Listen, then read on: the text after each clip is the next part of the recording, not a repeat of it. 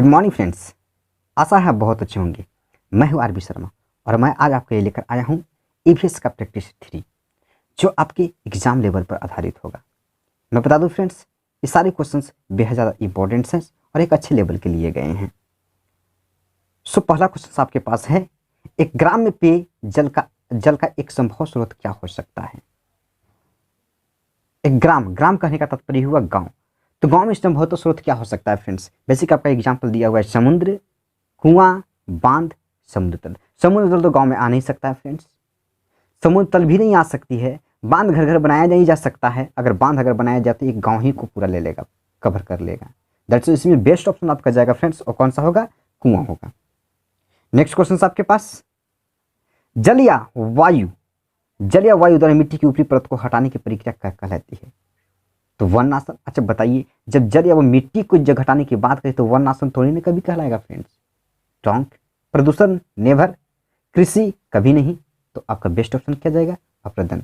अपरदन कहा जाता है जब जल, जैसे हो गया बाढ़, वर्षा, वायु, तेज हवा चलती है, तूफान चलती है, तो इसकी वजह से जो मिट्टी है आपका वो एक स्थान से दूसरे स्थान पर स्थानांतरित कर दिए जाते हैं, शिफ्ट कर दिए जाते हैं, एंड इस प्रोसेस को हम क्या कहते हैं, अपरदन कहते हैं।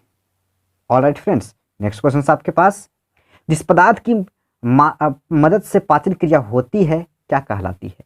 आपके पास ऑप्शन है एंजाइम, प्रोटीन, स्टार्च और अम्ल। तो इसमें जो आपके पाचन क्रिया मदद करती है वो आपका कौन करता है फ्रेंड्स, स्टार्च।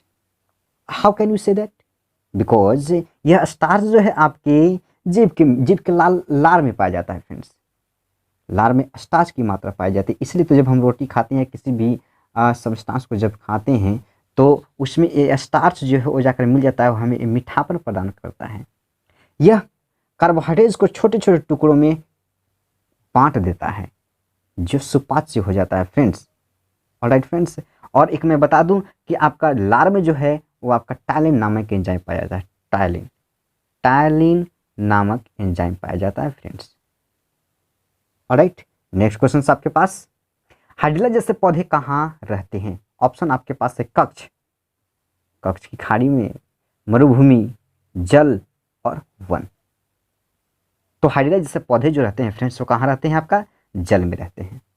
नेक्स्ट क्वेश्चन आपके पास, निम्नलिखित में से कौन पोषक तत्वों का एक भाग नहीं है। पोषक तत्वों का कहने का मतलब ये है कि जिसका हम खाने में इस्तेमाल नहीं करते हैं। खनिज को खाने में इस्तेमाल करते हैं फ्रेंड्स, जैसे आपका हो गया पालक। तो पालक में आपका जैसे आयरन बहुत सारी मात्रा में पाई जाती है और हम उससे खाते हैं। राइट फ्रेंड्स, प्रोटीन तो हमको मिलता है अंडा से हो गया, जैसे दाल से हो गया, ये सारी चीज़ें हमको प्रोटीन मिलता है। विटामिन आपको जैसे गाजर से हो गया, आपको प्रचुर मात्रा में विटामिन मिलता है। देखिए कास्टिक सोडा से कभी भी हमको पोषक तो नहीं मिलता है फ्रेंड्स। ये आपका बेसिक केमिकल सब्सटेंस है, इसका केमिकल फार्मूला होता है NaOH, sodium hydroxide. Alright friends, next question आपके पास, पर्यावरण की प्रकृति जो विभिन्न कारकों पर अन्योन्याश्रित होती है, यानी एक दूसरे पर डिपेंड होती है। किस पर डिपेंड होती है फ्रेंड्स, केवल गणित से तो यहाँ तात्पर्य है ही नहीं, गणित पर तो कभी डिपेंड होगा ही नहीं पर्यावरण अध्ययन। प्रकृति की जागरूकता हो सकता है, प्रकृति का संरक्षण ये भी हो सकता है, लेकिन जो आपको बेस्ट ऑप्शन जो देखने को मिलेगा, मनुष्य और प्रकृति का संबंध। मनुष्य प्रकृति का संबंध ही है जो पर्यावरण को बनाए रखा है फ्रेंड्स। मनुष्य न चाहता तो प्रकृति न बचती, प्रकृति न चाहता तो मनुष्य न बचती। इसलिए एक दूसरे के डिपेंडेंस हैं, म्यूचुअल डिपेंडेंस है। दैट्स वाई यहाँ पर जो कारकों पर अन्योन्य क्रिया जो हो रही है वो किसके कारण हो रही है, मनुष्य और प्रकृति के संबंध से ही हो रही है फ्रेंड्स। नेक्स्ट क्वेश्चन आपके पास, भूमि और जल दोनों में रहने वाले प्राणी कहलाते हैं। ऐसे प्राणी जो भूमि और जल दोनों में रहते हैं उसको क्या कहते हैं फ्रेंड्स, उसको मैं कहता हूँ उभयचर। ऑलराइट फ्रेंड्स, चलिए नेक्स्ट ऑप्शन क्या कहता है, स्थलचर किसे कहते हैं, स्थल से जो स्थल पर रहते हैं, जैसे आपको हो गया हाथी, शेर, ये सब ऐसे एनिमल्स हैं, और जैसे मनुष्य भी कभी कभी होता है, ऐसे एनिमल्स हैं जो कहाँ रहते हैं, स्थल पर रहते हैं फ्रेंड्स। स्तनपायी कहने का मतलब है कि जो दूध देते हैं। सरीसृप जैसे सांप की प्रजाति के लोग हैं उसको कहते हैं सरीसृप। उभयचर जैसे कहने का मतलब हो गया मेढक, मेढक दोनों जगह रहता है। इट मीन्स आपको स्थल पर भी रहेगा और समुद्र तल के अंदर भी रहेगा फ्रेंड्स, वो ऊपर भी रहेगा और नीचे भी रहेगा, इसलिए हम मेढक को कौन सा प्राणी कहते हैं, उभयचर प्राणी कहते हैं। नेक्स्ट क्वेश्चन आपके पास, पौधे द्वारा बनाए गए भोजन को कहा जाता है। आप तो जानते हैं कि पौधे जो भोजन बनाते हैं उस क्रिया को हम प्रकाश संश्लेषण कहते हैं। पौधों द्वारा बनाई गई क्रिया को, जो भोजन बनाने का प्रोसेस है, उसको प्रकाश संश्लेषण कहते हैं फ्रेंड्स। अब आप हड़बड़ में आकर गड़बड़ न कर देंगे, यहाँ पे प्रकाश संश्लेषण आके मारकर आ गए कहीं कि मैंने तो इसको सही मारा है, लेकिन गौर कीजिए यहाँ पे भोजन बनाए गए भोजन को क्या कहा जाता है। After the photosynthesis what will be formed, तो पोषक निर्भर कभी नहीं बनेगा। प्रकाश संश्लेषण तो एक प्रोसेस है फ्रेंड्स जिसके द्वारा भोजन बनता है। क्लोरोफिल ये तो एक कारक है जो भाग लेता है प्रकाश संश्लेषण में। तो बनने वाली जो आपका भोज्य पदार्थ है वो कौन सा फ्रेंड्स है, स्टार्च। स्टार्च जो है आपका प्रकाश संश्लेषण के उपरांत बनता है। नेक्स्ट क्वेश्चन आपके पास, साथ ही साथ मैं आपको बता दूं कि स्टार्च के साथ साथ ऑक्सीजन भी बाहर निकलता है जो हमारे लिए बहुत ज़्यादा उपयोगी है। अच्छा, आप ये कहेंगे ऑक्सीजन कहाँ से निकला प्रकाश संश्लेषण में, तो ऑक्सीजन H2O से बाहर निकलता है फ्रेंड। H2O से कहाँ निकलता है, बाहर निकलता है। ये नहीं कहेंगे कि CO2 से निकल जाता है भाई, CO2 में भी ऑक्सीजन है और H2O में भी ऑक्सीजन है। तो CO2 से ऑक्सीजन बाहर नहीं निकला, किससे बाहर निकला, आपका ऑक्सीजन हाइड्रोजन जल से टूटकर आपको ऑक्सीजन बाहर निकला है। ऑलराइट फ्रेंड्स, नेक्स्ट क्वेश्चन आपके पास, ऑमनीवोरस का क्या अर्थ है। ऑमनीवोरस बेसिकली ऑमनीवोरस कहा जाता है ऐसे एनिमल्स और ऐसे प्राणी को जो दोनों चीज खाते हैं। इट मीन्स मांस भी खाएंगे और पौधे भी खाएंगे फ्रेंड्स। तो ऑप्शन आप देख लीजिए यहाँ पे, वे जो पौधे और मांस खाते हैं, वे जो पौधे और मांस खाते हैं, वे जो केवल पौधे खाते हैं, वे जो केवल मांस खाते हैं, वे जो न पौधा न मांस खाते हैं। तो ऑप्शन आपको जो मिलेगा वो ए ऑप्शन देखने को मिलेगा फ्रेंड्स। अच्छा, वे जो और ऑप्शन के बारे में डिस्कस कर रहे हैं, वे जो केवल पौधे खाते हैं उसको क्या कहते हैं, उसको मैं कहता हूं हर्बीवोरस। ऑलराइट फ्रेंड्स, वे जो केवल मांस खाते हैं उसको क्या कहते हैं, carnivorous. Alright friends, next question आपके पास, प्रमुख ऊर्जा प्रदान करने वाले खाद्य हैं। आप जानते हैं कि आपके पास जो प्रमुख ऊर्जा, कहने का मतलब है कि ज़्यादा एनर्जी हमें जो प्रदान करता है, प्रोटीन हो गया, वसा हो गया, आपको कार्बोहाइड्रेट हो गया, खनिज लवण हो गया, इन सारे पदार्थ में आपको जो सबसे ज़्यादा जो आपको एनर्जी देता है और कौन देता है फ्रेंड्स, आपके पास कार्बोहाइड्रेट और वसा सबसे ज़्यादा एनर्जी देती है। ऑल दो आपका ऑप्शन दिया हुआ है जीवीय खाद्य, अजैविक खाद्य, खनिज, ये सब कुछ भी नहीं होगा फ्रेंड्स। जब भी होगा ऑप्शन तो आपका कौन सा, सी ऑप्शन होगा, कार्बोहाइड्रेट और वसा, जो हमें प्रचुर मात्रा में ऊर्जा प्रदान करती है।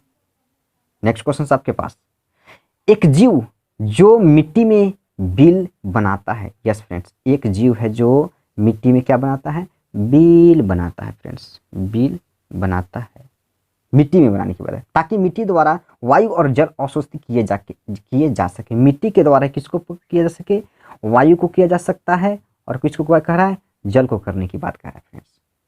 और यह उर्वरक बन सके और यह क्या बन, खाद बन जाए, खाद जो पौधों के लिए बहुत ही लाभदायक हो, कहलाता है। वह कौन सा ऐसा प्राणी है, ऑप्शन दिया, सरीसृप, सांप। सांप क्या मिट्टी को काटता है या खाता है, ददरू नहीं हो सकता है, नेवट सांप नहीं हो सकता है, केचुआ जो है फ्रेंड्स जिसको जोंक कहा जाता है, ओके, जिसको हम जोंक कहते हैं, वे बेसिकली आपको वायु को और जल को अवशोषित करते हैं और उसे उर्वरा में बदलने का कोशिश करते हैं। ऑलराइट फ्रेंड्स, नेक्स्ट क्वेश्चन आपके पास, निम्नलिखित में से किस एक के अतिरिक्त सभी पर्यावरण अध्ययन के महत्व हैं। ऑप्शन आपके पास 4 ऑप्शन है फ्रेंड्स, भाषा को समझना, प्रकृति की जागरूकता और समझ, पर्यावरण का संरक्षण और सुरक्षा के संबंध में मनोवृत्ति विकास करना, पर्यावरण में संशोधन और बदलाव को समझना। तो गौर कीजिए, जब मैं पर्यावरण अध्ययन के बारे में पढ़ा रहा हूँ तो प्रकृति के बारे में तो बिल्कुल समझने का कोशिश करें, पर्यावरण का संरक्षण बिल्कुल समझाने की कोशिश करेंगे हम बच्चों को, पर्यावरण संरक्षण उसका बदलाव कैसे हो रहा है उसके बारे में भी समझाने की कोशिश करेंगे और समझने की कोशिश करेंगे। लेकिन जो न होने वाली बात है भाषा को समझना। पर्यावरण अध्ययन में थोड़ी ना हम भाषा समझेंगे।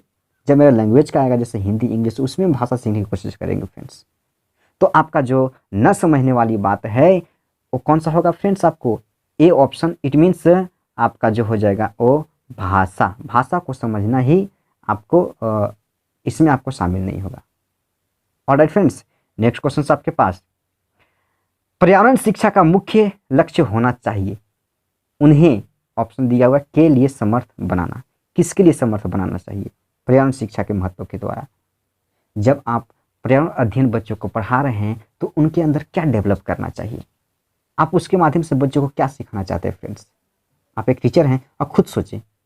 ऑप्शन दिया हुआ है पर्यावरण से संबंधित, ये ऑप्शन आपको देखने को मिलेगा, पर्यावरण संबंधित समस्याओं चिंताओं का विश्लेषण, मूल्यांकन और निष्कर्ष करना, पर्यावरण मामलों का विश्लेषण, मूल्यांकन और अवमानित करने में सहयोग करना, एक व्यक्ति के रूप में पर्यावरण का विश्लेषण, मूल्यांकन और अवमानित करने में सहयोग करना, यथासंभव इसका विश्लेषण, मूल्यांकन और नष्ट करना।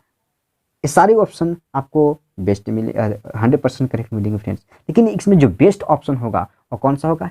ए ऑप्शन आपको बेस्ट हो गया। पर्यावरण से संबंधित समस्याओं चिंताओं का विश्लेषण, मूल्यांकन, निष्कर्षण करना ही पर्यावरण शिक्षा का मुख्य उद्देश्य फ्रेंड्स। मुख्य उद्देश्य आपका यही है। ओके फ्रेंड्स, नेक्स्ट क्वेश्चन आपके पास। नेक्स्ट क्वेश्चन कहता है कि निरंतर और व्यापक मूल्यांकन के अंतर्गत शैक्षिक और सशैक्षिक संगठक शामिल है।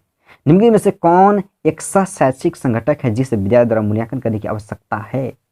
विद्यालय द्वारा मूल्यांकन करें, यहाँ पर गौर कीजिएगा फ्रेंड्स, मैंने बताया कि उसके सब्जेक्ट को भी ध्यान देना है। जब मैं आपको फर्स्ट क्लास में बताया था तो उसके सब्जेक्ट को ध्यान देते हुए बातें करना है हमको। तो सब्जेक्ट अब मैं पढ़ा रहा हूँ ईवीएस, हम लोग डिस्कस कर रहे हैं ईवीएस के बारे में। ईवीएस में किसके बारे में सबसे ज़्यादा? तो समाज के बारे में यहाँ पे और आसपास के लोगों के बारे में सबसे ज़्यादा हम लोग को पढ़ना है और सबसे समझना भी है। और राइट फ्रेंड्स, तो मैं ये कहना चाह कि निरंतर व्याकरण, जिससे मैं कहता हूँ CCE, continuous and comprehensive evaluation. तो CCE बेसिकली आपको 2001 में भारत सरकार द्वारा लाया गया था। जो सामाजिक दक्षता, आपको ऑप्शन दिया हुआ है कला शिक्षा, गणित और विज्ञान दक्षता, शारीरिक शिक्षा, इसमें से कोई भी आपको बेस्ट ऑप्शन नहीं मिलेगा। सबसे ज़्यादा बेस्ट ऑप्शन है फ्रेंड्स और सामाजिक दक्षता, मॉरल एजुकेशन, मॉरल नॉलेज को ज़्यादातर निरंतर और व्यापक मूल्यांकन वैल्यू देता है फ्रेंड्स। ऑलराइट, नेक्स्ट क्वेश्चन आपके पास, जल को कैसे बचाया जाए? कहता क्या है कि जल को कैसे बचाया जाए, इस संबंध में एक शिक्षा के लिए निम्न में से किसका एक शिक्षण साधन के रूप में प्रयोग किया जा सकता है? कंपास। अच्छा, कंपास से थोड़ी ना आप जल को कैसे बचाया जाए बता सकते हैं। अब दीक्षित लोग समुद्र में जाते हैं और वहाँ सोचेगा कि पानी को बचाया जा सकता है, ऐसा थोड़ी ना संभव है। जोकिंग टाइप का क्वेश्चन पूछ रहा है। ऑप्शन आपको देखने को मिलेगा बहुत सारे ऐसे क्वेश्चन जिसमें ऑप्शन जो है खुद ब खुद एलिमिनेट हो जाएंगे। इट मीन्स ऑप्शन होगा ही नहीं, उसका क्वेश्चन से कोई रिलेशन नहीं है फ्रेंड्स। तो कंपास का तो रिलेशन कभी भी नहीं हो सकता, नेवर इट विल बी। अब first aid box, first aid box से क्या हम जल के बारे में बता सकते हैं? बच्चों को कैसे बता सकते हैं? उसके बारे में तो हम बता सकते हैं कि बीमारी कैसे होता है, बीमारी से कैसे बचा जाए, प्राथमिक उपचार कैसे किया जाए फर्स्ट एड से। पालतू पशु से हम क्या बता सकते हैं बच्चों की? पालतू पशु से को जल कैसे बचाया जाता है? नहीं ना, ऐसा कभी नहीं हो सकता है। सो क्रियाकलाप के माध्यम से, क्रियाकलाप का सीट एक बनाएंगे और उसके माध्यम से बच्चों को सिखाने की कोशिश करेंगे कि जल को कैसे बचाया जाए। How can you conserve water. Alright friends, तो आज का क्लास यहीं समाप्त करते हैं और नेक्स्ट वीडियो में मिलते हैं एक अच्छे क्लास लेकर। दोस्तों, यह यदि वीडियो आपको पसंद आया होगा तो आप कृपया लाइक करें, शेयर करें, सब्सक्राइब करें, कमेंट करें। तब तक के लिए मेरे क्लास के साथ बने रहिए। Thank you so much. God bless you.